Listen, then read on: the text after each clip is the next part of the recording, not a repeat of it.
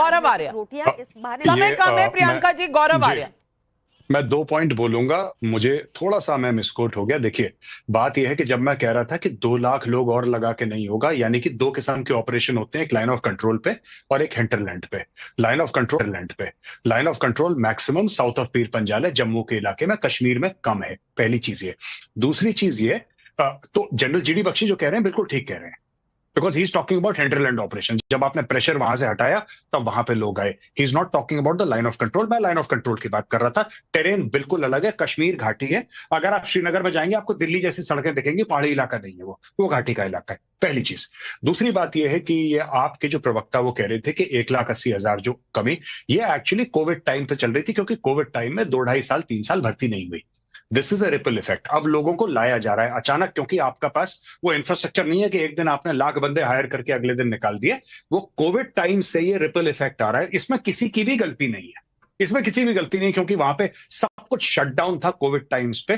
Training, क्योंकि इतने लोग जाने उनकी जा रही थी। So I just wanted to put it नाविका इन दैट करंट पर्सपेक्टिव। देखिए, जो करवा रही है वो साफ सीधी बात है, पाकिस्तानी आर्मी करवा रही है, और हमें जवाब जो है पाकिस्तानी फौज को ही देना पड़ेगा।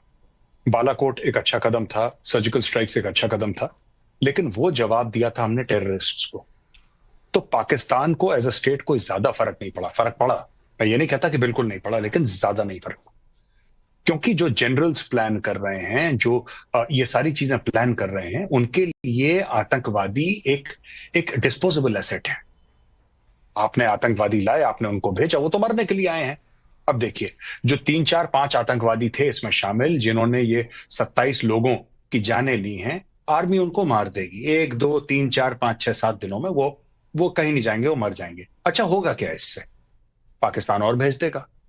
और वो टेरेन ऐसा है कि वहां पे आप 5 लाख फौज और डाल लें, फिर भी वहां से जगह आ जाएगी निकलने, अंदर घुसने की।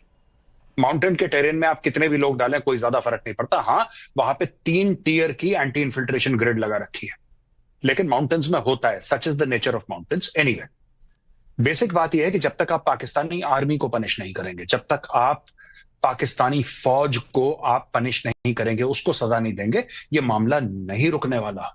ये नहीं रुकेगा। आप मार दीजिए, आप 10,000 लश्कर तैयबा वाले मार दीजिए, ये फिर शुरू कर देंगे 6 महीने के बाद। जब तक पाकिस्तानी फौज की लाशें नहीं गिरेंगी तब तक कुछ नहीं होने वाला। नाविका, ये जो एंटी टेररिस्ट ऑपरेशन है हम आज से कर रहे हैं, ये अर्ली 90s से हुआ है। ये अर्ली 90s से, यानी कि इसको 30 साल से ऊपर हो गए। हम 30 साल से ऊपर से आतंकवादी मार रहे हैं। 100 मारते हैं, फिर 100 आ जाते हैं, 100 मारते हैं, फिर आ जाते हैं। ये रोज, एक जमाने में 2000 मारते थे, 2000 आते थे, 1000 मारते, 1000, 500, अब 100 मार रहे हैं, 100 आ रहे हैं। और ये लगातार आते चले जाएंगे, क्योंकि 30,000 मदरसे पाकिस्तान के अंदर है, रजिस्टर्ड 30,000 मदरसे हैं, और उतने ही अनरजिस्टर्ड मदरसे हैं। अगर एक मदरसा एक साल में एक जिहादी भेजता है, ये अगले 100 साल तक हमारे साथ जिहाद लड़ सकते हैं।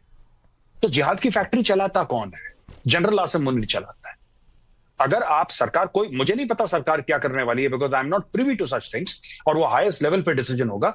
लेकिन जब तक सरकार डायरेक्टली पाकिस्तान आर्मी को चोट नहीं पहुंचाएगी, पाकिस्तान आर्मी के खिलाफ एक्शन नहीं लेगी, ये फिर वही ढाक के 3 पात, ये 6 महीने बाद फिर ये चीज होने वाली है। You have to take action against the Pakistani army, वरना आप भूल जाइए कि कुछ होगा लॉन्ग टर्म। बड़ी बात कह रहे हैं आप गौरव आर्या जी।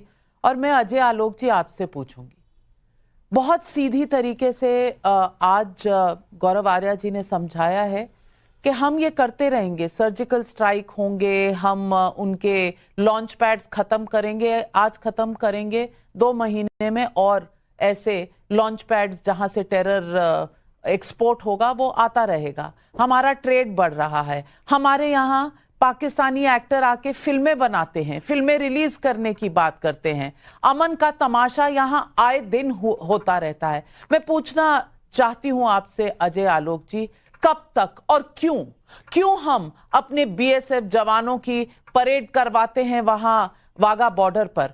क्यों हमें वहां खड़े होकर सुनना है जीवे जीवे पाकिस्तान? क्यों ये एग्जीबिशन रोज चले? कितने और खून बहुत होंगे जब हम ये तय करेंगे कि हमें कुछ करना है, और कुछ करने में पाकिस्तान को मिटाना एक ऑप्शन हमारे सामने है जिसे हमें अंजाम देना पड़ेगा।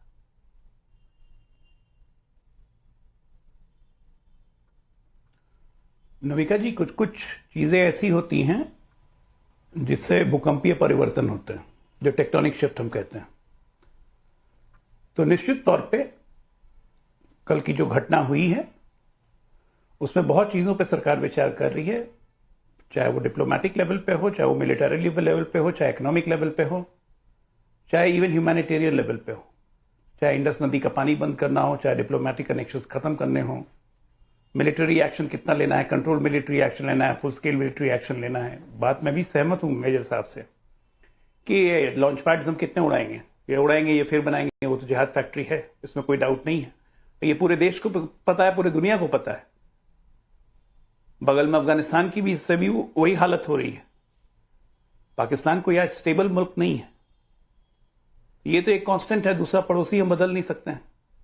न्यूक्लियर वेपन का इस्तेमाल हम कर नहीं सकते हैं कि उसको नक्शे से वाइप ऑफ कर दें। तो हम कितने कंट्रोल वे में जा सकते हैं, कितने हद तक जा सकते हैं, ये तो खैर एक हाईएस्ट लेवल पे डिसीजन होगा।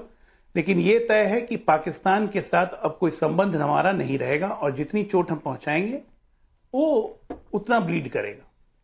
मेरी चिंता यहां पाकिस्तान से नहीं है, मेरी चिंता यहां पाकिस्तान से, वो तो रजिस्टर्ड एनिमी है हमारा, वो करते रहेगा, हमको उसको जवाब देना है, हम उसे मारते रहेंगे। कुछ दिन ठीक रहेगा। देखिए 2019 के बाद, एयर स्ट्राइक के बाद आज 2025, 6 साल बाद हुआ ऐसी घटना। अब उनको जितनी जोर से चोट पहुंचाएंगे उसके बाद कितने दिन तक शांत रहते हैं, इंटरनेशनल रिपरकशन क्या होता है। मेरी ज्यादा चिंता अपने घर के लोगों से लेके होती है। देखिए, इसको टेररिस्ट स्ट्राइक मत कहिए आप, ये टेररिस्ट स्ट्राइक है ही नहीं, ये बिल्कुल एथनिक क्लिंजिंग करने की कोशिश की गई है, जो मुर्शिदाबाद में की गई थी और वही आज यहां पे की गई है। और उसको सपोर्ट करने के लिए कांग्रेस के दामाद साहब जो खुलेआम आ जाके उन्होंने कहा कि चूंकि माइनॉरिटी को यहां पर सप्रेस किया जाता है, मुसलमानों को नमाज नहीं पढ़ने दिया जाता है छतों पे या रोड पे निकल के, तो कहीं ना कहीं लग रहा है कि हिंदुत्व की लहर में मुसलमान दब रहा है, इसलिए उनको गुस्सा चढ़ा, इसलिए आके उन्होंने आइडेंटिफाई किया और हिंदू समझ के मार दिए। एक्सप्लेनेशन देखिए इनका। रॉबर्ट वाड्रा को दिमाग इतना कम है, मुझे पता लगता है पूरा खानदान पे राहुल गांधी इफेक्ट है। वर्ल्ड में एक जगह बताइए, जहां पे एक जगह बता दीजिए जहां माइनॉरिटी को ऑप्रेस किया गया तो वो मेजॉरिटी को मारने लगते हैं। कोई ऐसी जगह है वर्ल्ड में? अरे यहां तो इतिहास है कि जहां माइनॉरिटी रही है, मुस्लिम रही है, वहां पे माइनॉरिटी खत्म हो गया। जहां क्रिश्चियन रहे, माइनॉरिटी रही है, वहां पे माइनॉरिटी खत्म हो गया। अकेला हिंदुस्तान में माइनॉरिटी फ्लरिश कर रहा है। और ये लॉजिक जितने की माइनॉरिटी को क्रश किया जा रहा है। और माइनॉरिटी नहीं है यहां पे, जैन नहीं है, बुद्ध नहीं है, सिख नहीं है। उनको किसने क्रश किया? सिख को भी तो क्रश किया कांग्रेस पार्टी नहीं। रॉबर्ट वाड्रा को ये नहीं पता है फोर्स स्टेरिलाइजेशन मुसलमानों का किसने किया था? संजय गांधी ने किया। भागलपुर राइट्स का ऑर्डर किसने दिया? राजीव गांधी ने दिया था या नहीं? अरे ये रैडिकल इस्लामिस्ट को बढ़ावा देने में सबसे बड़ा हाथ अगर किसी का है तो सोनिया गांधी का है। जब से वो पावर में आई हैं तब से रैडिकल इस्लामिस्ट मूवमेंट इस कंट्री में बढ़ते चला गया। डेटा निकाल के देख लीजिए। और ऐसे ऐसे लोग कवर फायर देते हैं। लेकिन अजय आलोक जी, मुर्शिदाबाद से, ममता बनर्जी से, सोनिया गांधी से अगर आप इस कल के वाक्य को कंपेयर करेंगे तो कहीं आप पाकिस्तान को विंडो दे रहे हैं? पाकिस्तान की इसमें अकाउंटेबिलिटी कम कर रहे हैं? नहीं दे रहे हैं। मैं कह रहा हूं कि इन लोगों के कारण मैं एकदम अकाउंटेबिलिटी नहीं कम कर रहा हूं पाकिस्तान की। इन लोगों को प्रेफरेंस मिलता है, इनका मोरल हाई करते हैं ये लोग बैठ के यहां पे। कल इतनी बड़ी इंसिडेंस हुई, क्या रॉबर्ट वाड्रा में दिमाग का द है जो इतनी बड़ी स्टेटमेंट आज ये दे रहे हैं? इससे मोरल किसका बढ़ेगा? ऐसे ऐसे स्टेटमेंट से, रॉबर्ट वाड्रा के स्टेटमेंट से अगर पूरा पाकिस्तान फॉरेन पॉलिसी चल रहा है सुशील पंडित, क्या हम इस बात को माने कि रॉबर्ट वाड्रा की वजह से ये सब हो रहा है? सवाल ये है कि एक्शन का टाइम है। सवाल ये है कि कैसा एक्शन और कब तक ये जो बार बार पाकिस्तान की स्टेटेड फॉरेन पॉलिसी है, ब्लीड थ्रू 1000 कट्स, यानी हमारे जिस्म पर इस तरह के 1000 कांटे लगा दो कि खून रिस कर निकल के हमें मार देगा। ये कब तक हम बर्दाश्त करेंगे? धन्यवाद नाविका जी, मुझे अवसर देने के लिए इस शो में। देखिए, इस देश ने लगातार 3 जनादेश दिए हैं एक सशक्त सरकार, एक सशक्त प्रधानमंत्री को। रॉबर्ट वाड्रा एक साइड शो है। वो उसे छोड़ दीजिए, उसका ना बहाना बना सकते हैं हम, उस पर थोड़ा एतराज कर सकते हैं, लेकिन वो छोड़ दीजिए, वो एक फ्रीक शो है। हमारा जो ध्येय है, हमारा जो ऑब्जेक्टिव है, देश को लेकर, कश्मीर को लेकर, जिहाद को लेकर, अर्थव्यवस्था को लेकर, विदेश नीति को लेकर, अपनी सामाजिक समरसता को लेकर, उसको वाड्रा जैसा कोई तिनका डगमगा जाए, ये गले नहीं उतरती बात। जो बातें साफ साफ समझने मानने वाली हैं वो ये है। नंबर 1,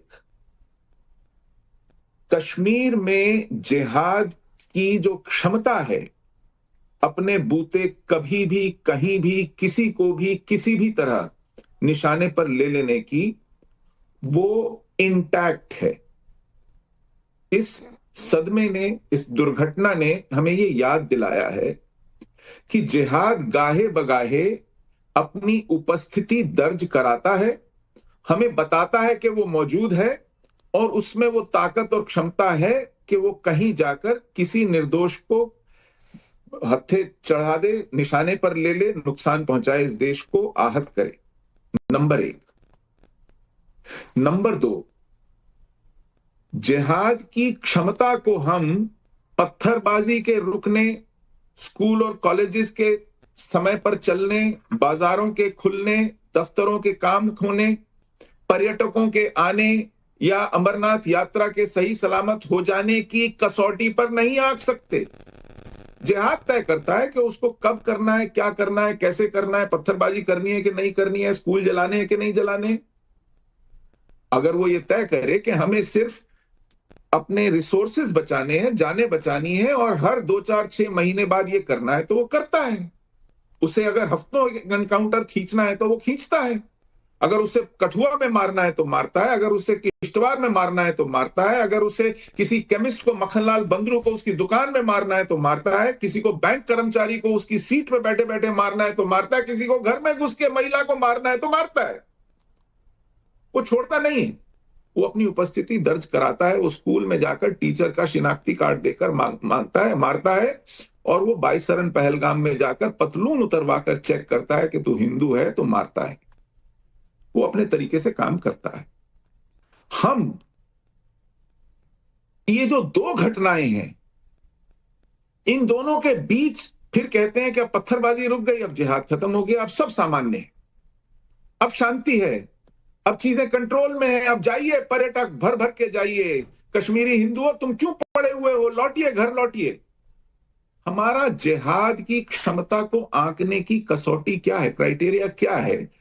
इसके लिए जिहाद किस तरह लड़ता है ये समझना पड़ेगा नाविका जी। ये समझ हमसे अभी आई नहीं है। और तीसरी बात जो बहुत सही कही मेजर गौरव आर्या ने भी, कि ये तय करना पड़ेगा जो हम रिएक्ट करते हैं, ये रिएक्ट करते रहें, इंतजार करें कि कब हमला हो और फिर कर हम इनको ढूंढने जाएं और मारें, या हम प्रोएक्टिव रहें।